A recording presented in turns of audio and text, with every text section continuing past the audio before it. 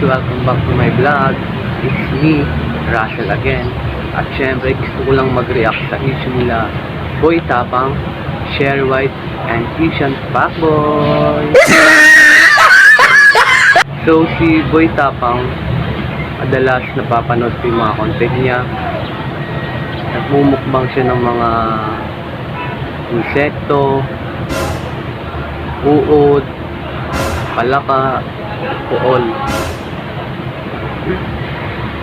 Okay naman yung mga content niya, nakakatuwa, pero akala ko mga insekto lang yung minumukbang niya.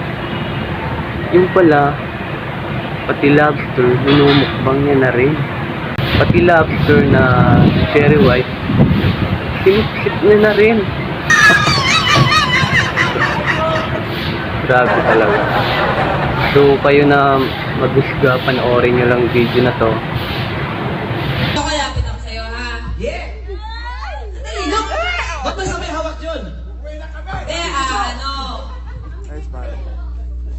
gift ko sa'yo. Magmahalan lang tayo.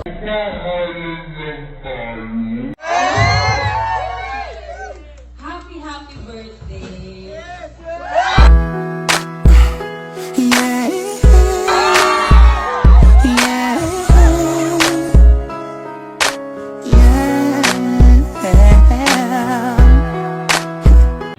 Ala!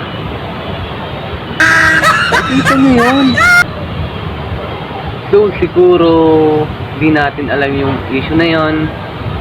Ginawa lang ni Cherry White yung for friends.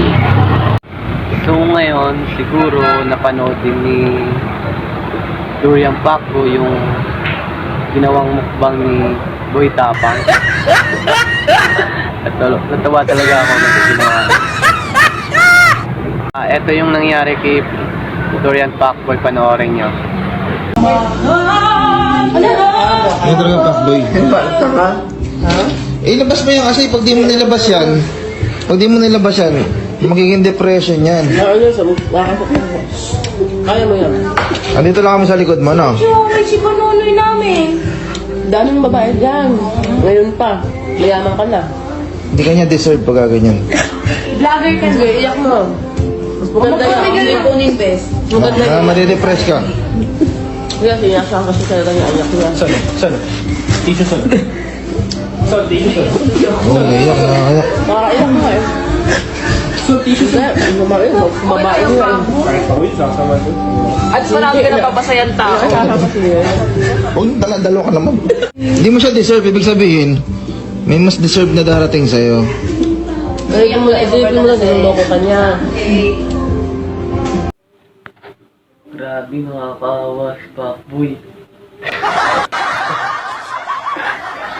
Iyak si Pacboy. Grabe naman yung ginawa kasi ni Boy Tapang sa Cherry White.